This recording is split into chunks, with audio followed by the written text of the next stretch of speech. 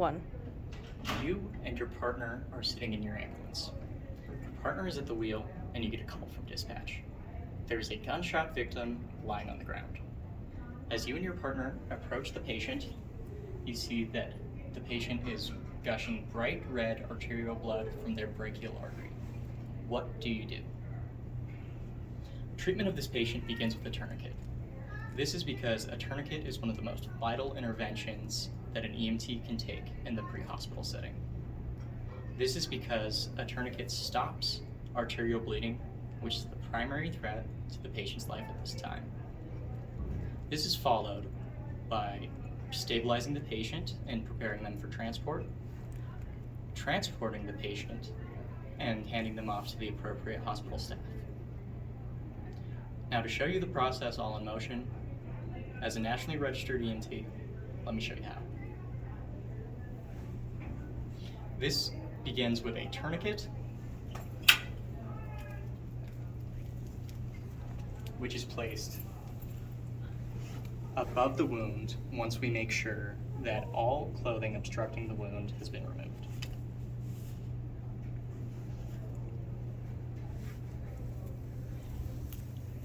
We must position the tourniquet above the wound because if we position it below, bleeding will not be controlled. We must also ensure that the tourniquet does not get placed on a joint, and if the wound is on a joint, we will place the tourniquet above the joint. Our next step is positioning the tourniquet and stabilizing it. This is done by tightening the strap, tightening the windlass or whatever securing mechanism that the tourniquet uses,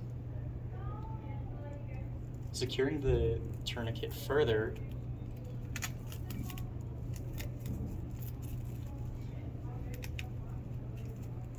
and marking down what time we placed our tourniquet. Once our patient has a tourniquet applied to them, we can begin stabilizing them and preparing them for transport. Let's begin with oxygen.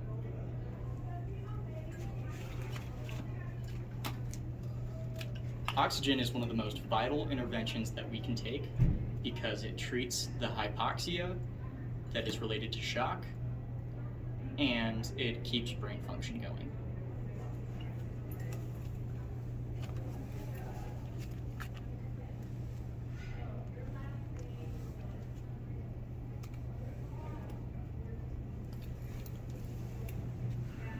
After oxygen, we will control the patient's body temperature, and we do this by either utilizing a blanket or the heater on board our ambulance.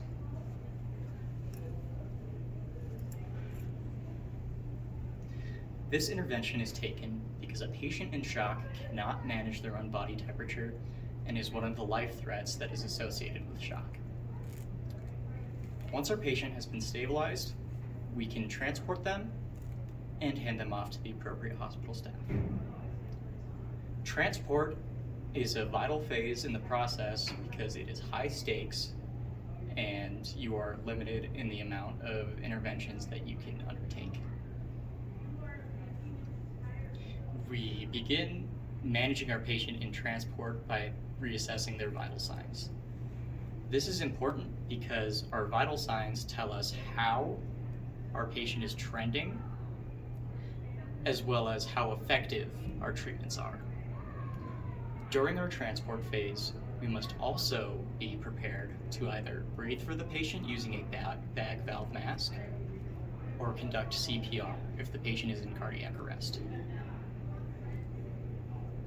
The next step in the transport phase is calling the hospital where we will be taking the patient and letting them know what we have, what the patient is, gender, age, what they're afflicted with, and when we will be there.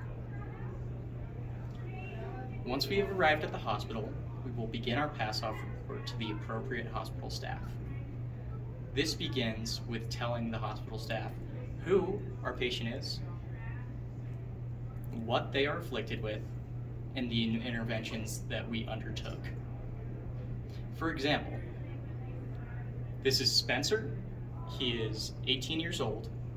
He was suffering from a gunshot wound to the brachial artery. The interventions I took were a tourniquet, treating him for shock with a blanket and oxygen, and rapid transport. In conclusion, a trauma call involving a tourniquet is a complex situation that must involve fast treatment and effective treatment. All in all, we have learned how to apply a tourniquet above the wound, high and tight,